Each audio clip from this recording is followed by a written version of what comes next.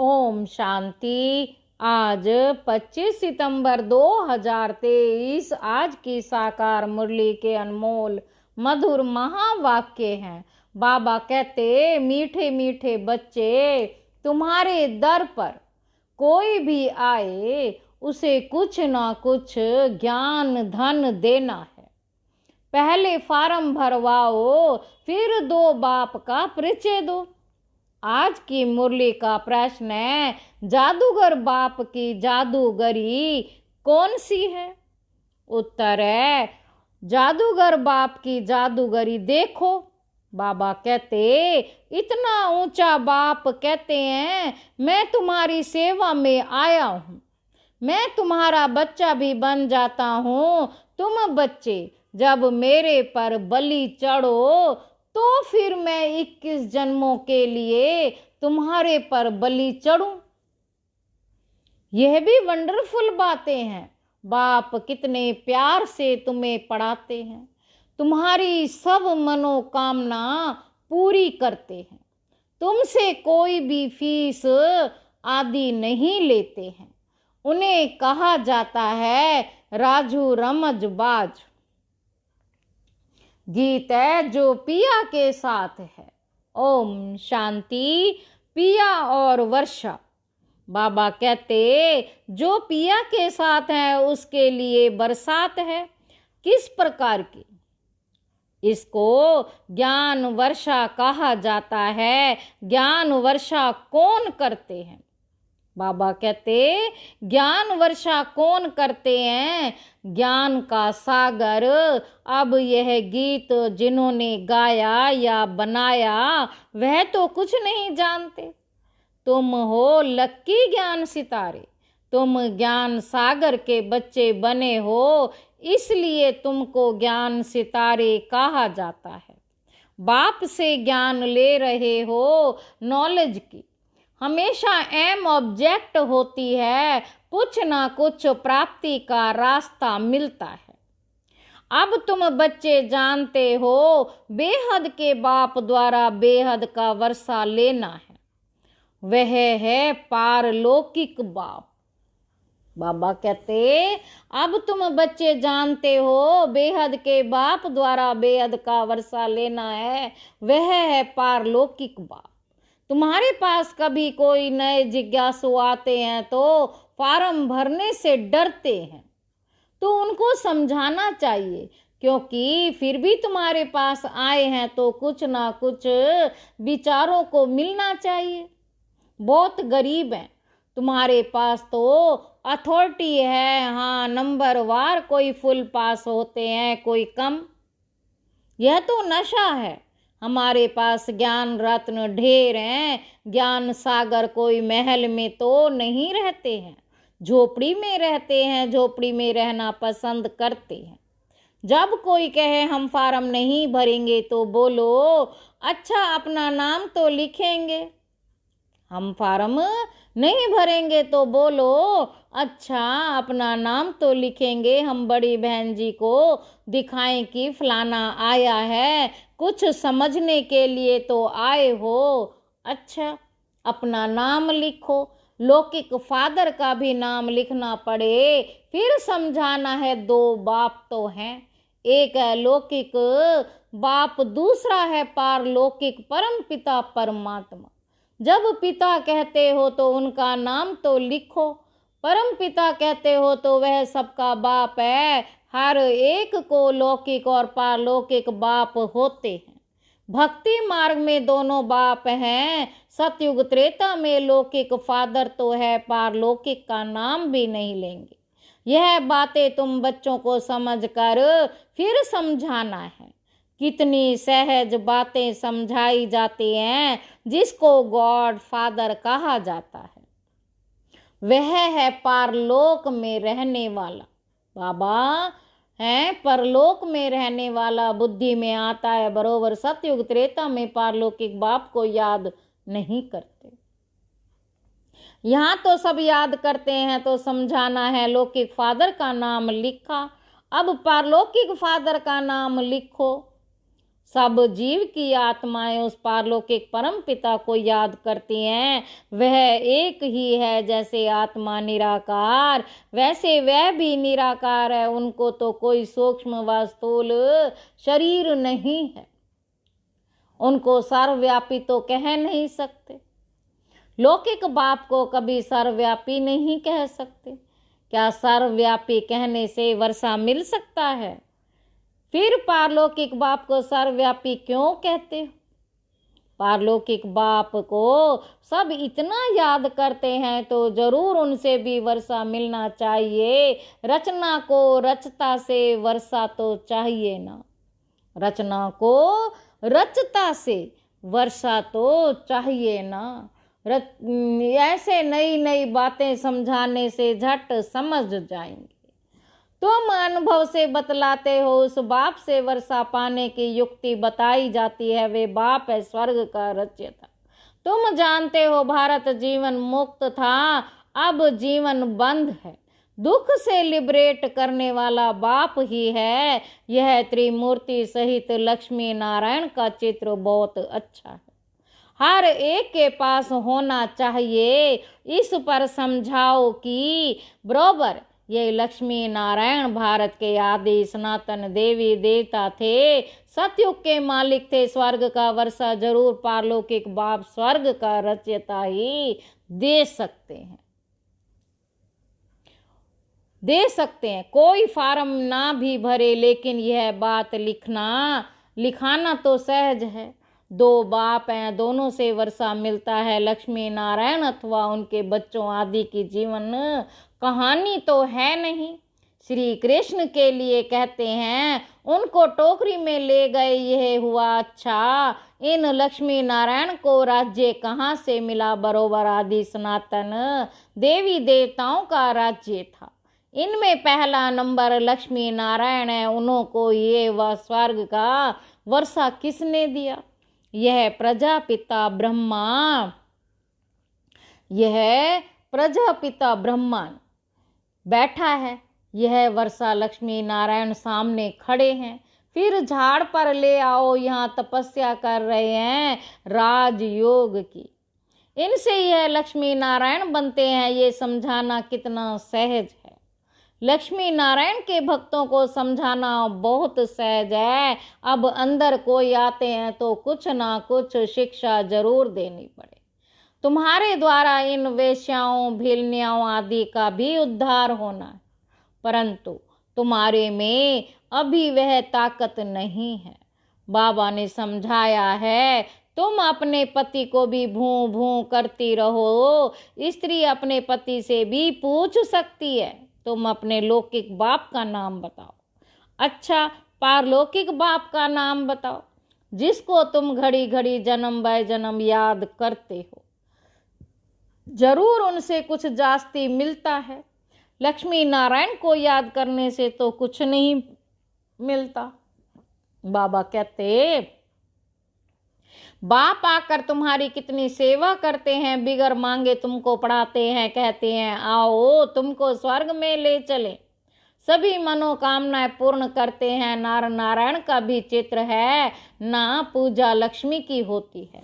समझते हैं लक्ष्मी से संपत्ति मिलेगी। यह सब भक्ति मार्ग की बातें हैं। ये सब भक्ति मार्ग की बातें हैं। लक्ष्मी धन कहाँ से लाएगी? उनको जरूर पति से मिलता है। पुजारी लोग ये कुछ भी नहीं जानते। तुम बच्चों को समझाना पड़े, तुम भी अभी समझते हो। आगे हम क्या करते थे? कुछ भी नहीं समझते थे, अब अच्छी रीति जान गए हैं। श्री कृष्ण जन्माष्टमी होती है तो सवेरे में उनको दूध पिलाते हैं, झूला झुलाते हैं, रात को पूरी तस्मई खीर आदि खिलाते हैं। क्या इतने में बड़ा हो गया? क्या इतने में इतना बड़ा हो गया जो पूरी तस्मई खाने लायक हो गया? ये भी समझ जाने की बात है, ये भी समझने की बातें हैं ना। तुम जानते हो ये राधे कृष्ण ही फिर लक्ष्मी नारायण बनते। शिव बाबा इन्हों को ये पद दिलाते हैं। शिव को कभी पूरी तस्मई आदि नहीं खिलाते। उन पर सिर्फ दूध चढ़ाते हैं। अब शिव बाबा तो है निराकार, जिसको कोई नाम रूप नहीं, उन पर दूध आदि चढ़ाने का मतलब क्या है? उनको कुछ खिलाते नहीं, निराकार है ना। श्री कृष्ण को रोटी आदि खाने के लिए मुख है। शिव पर कुछ नहीं चढ़ाते, शंकर पर चढ़ाते हैं, शिव पर नहीं। शंकर का तो फिर भी आकार रूप है ना, दोनों एक तो हो नहीं सकते। अब बाबा कितनी नॉलेज दे, कितनी गुप्त बातें हैं। बाबा कहते तुम गोपिकाएं शिव बाबा की हो, तुम गोपिकाएं शिव बाबा की हो। शिव को फिर बालक भी कहते हैं। यह भी शिव बाबा पूछते हैं, तुम शिव को बालक क्यों बनाया है? वर्षा बालक को दिया जाता है। पहले जब तुम बलि चढ़ो तब ही शिव बाबा बलि चढ़े। ये भी है बाप बच्चों पर बलि चढ़ते हैं, परंतु कहते हैं पहले तुमको बलि चढ़ना है तब मैं चढ़ूं। बलि चढ़ना अर्थात उनको अपना बच्चा बनाना, उनकी पालना करना। कितनी वंडरफुल बातें हैं, माताएं हैं ना। पुरुष भी शिव बालक को अपना वारिस बनाते हैं। शिव बाबा को जादूगर कहते हैं ना, लक्ष्मी नारायण जादूगर नहीं है, शिव बाबा को ही जादूगर कहते हैं। यह बड़ी गुप्त बातें हैं, विरला कोई समझ सकते हैं, अप्रोक्ष भी बतलाते हैं। तुम बच्चे अनुभवी हो, बाबा ने साक्षात्कार किया, मम्मा ने कोई साक्षात्कार नहीं किया, फिर भी मम्मा सबसे तीखी गई। सबको तो साक्षात्कार नहीं होगा, ऐसे तो बहुतों को साक्षात्कार हुए, आज है नहीं। साक्षात्कार से कोई कनेक्शन नहीं है, यह तो है धारण करने और कराने की मीठी बातें। जादूगर राजू रमजबाज तो है ना, जादूगर लोग बहुत तीखे तीखे होते हैं। संतरे निकाल दिखाते हैं, सिर काट कर फिर जोड़ देते हैं। आगे बहुत जादूगरी दिखाते थे। बाबा कहते अब बच्चे जान गए हैं, बाबा की महिमा गाई जाती है, तुम्हारी लीला अपरंपार है, तुम्हारी गत मत न्यारी है। बाप कितनी श्रीमत देते हैं, श्रीमत से तुमको श्रेष्ठ देवता बना रहे हैं। श्री श्री कहा जाता है निराकार शिव बाबा। लक्ष्मी नारायण को ऐसा श्रेष्ठ किसने बनाया? जरूर उनसे श्रेष्ठ श्रेष्ठ होगा। बाबा से हम ये इल्म विद्या सीखते हैं कि मनुष्य को देवता कैसे बनाया जाए। अभी तुम सब सीताएं रावण की जेल में शोक वाटिका में दुख उठा रही है। राम राज्य में कभी शोक होता ही नहीं, जिससे वर्षा मिलता है उनको याद करना है ना। हम आत्मा हैं ये भी मानते हैं। पूछो तुम्हारे लौकिक बाप का नाम क्या है, पारलौकिक बाप का नाम क्या है? बाप को सर्वव्यापी तो नहीं कहेंगे, बाप माना वर्षा। बेहद के बाप से बेहद का वर्षा मिलता है। अब वह रावण ने छीना हुआ, इसलिए कहा जाता है माया जीते जगत जीत। माया पर जीत पानी है, मन तो तूफानी घोड़ा है, खूब पछाड़ने की कोशिश करेगा। बाबा ने अब तुम्हारी बुद्धि का ताला खोल दिया है, तुम राइट और रॉन्ग को समझ सकते हो, तुम समझा सकते हो। अब ये दुनिया बदल रही है, महिमा लड़ाई तो जरूर होनी, माँ भारी लड़ाई तो जरूर लगनी है, उसमें सब विनाश होंगे। यादव मुसलों से अपने ही यादव कुल का विनाश करते हैं। पांडव कुल की जीत होनी है, परंतु दिखाया है 5 पांडव बचे, वह भी पहाड़ों पर गल मरे। बाकी क्या हुआ? कुछ नहीं। राजयोग सिखाया तो कुछ भी तो बचे होंगे, परलय थोड़ी हो जाती है। ये सब बातें तुम अभी जानते हो, दिखाते हैं। श्री कृष्ण सागर के पत्ते पर आया। श्री कृष्ण तो गर्भ महल में आते हैं, गर्भ जेल में दुख होता है, गर्भ तो गर्भ महल है, बड़े आराम से बैठा रहता है। जन्म जन्मांतर से ये गीता का ज्ञान भागवत आदि सुनते आए, भक्ति मार के धक्के खाते आए। अभी बाप तुमको 1 सेकंड में स्वर्ग का मालिक बनाते। इसको भावी कहते हैं, परंतु भावी किसकी? भावी ड्रामा की कहेंगे, बना बनाया ड्रामा है ना। मनुष्य तो सिर्फ भावी कहते रहते हैं, समझते कुछ भी नहीं।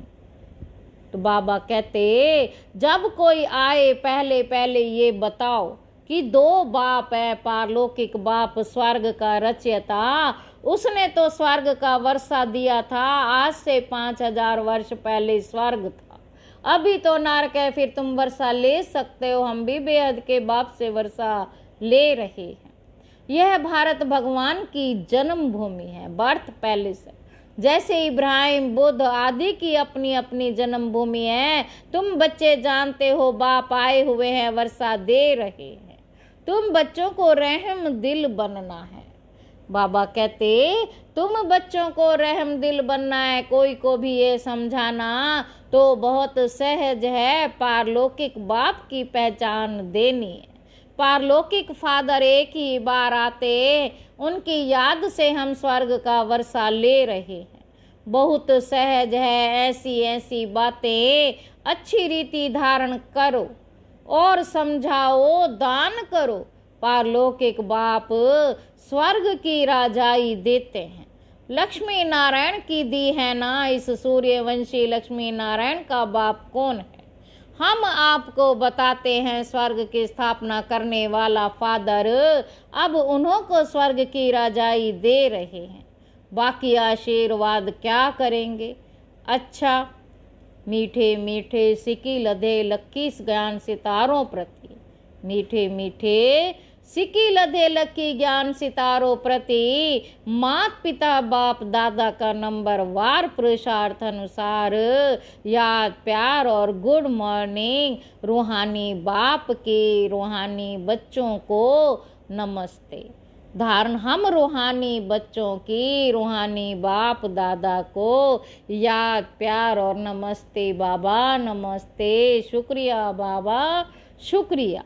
धारणा के लिए मुख्य सार पहला पॉइंट है, राइट और रोंग को समझ बुद्धि बल से मन रूपी तूफानी घोड़े को वश करके माया जीत जगत जीत बनना है, हार नहीं खानी है। दूसरा पॉइंट है, शिव को बालक बनाकर उनकी पालना करनी, अर्थात तो पहले उन्हें अपना वारिस बनाना है, उन पर पूरा बलि चढ़ना है। वरदान है, उमंग उत्साह द्वारा विघ्नों को समाप्त करने वाले बाप समान समीप रत्न भाव। बच्चों के दिल में जो उमंग उत्साह है कि मैं बाप समान समीप रत्न बन सपूत बच्चे का सबूत दूं, यह उमंग उत्साह उड़ती कला का आधार है। यह उमंग कई प्रकार के आने वाले विघ्नों को समाप्त कर संपन्न बनाने में सहयोग देता है। यह उमंग उत्साह का शुद्ध और दृढ़ संकल्प विजयी बनाने में विशेष शक्तिशाली शास्त्र बन जाता है। इसलिए दिल में सदा उमंग उत्साह को व इस उड़ती कला के साधन को कायम रखना है। स्लोगन है, जैसे तपस्वी सदा आसन पर बैठते हैं, ऐसे आप एक रस अवस्था के आसन पर विराजमान रहो। अच्छा, ओम शांति।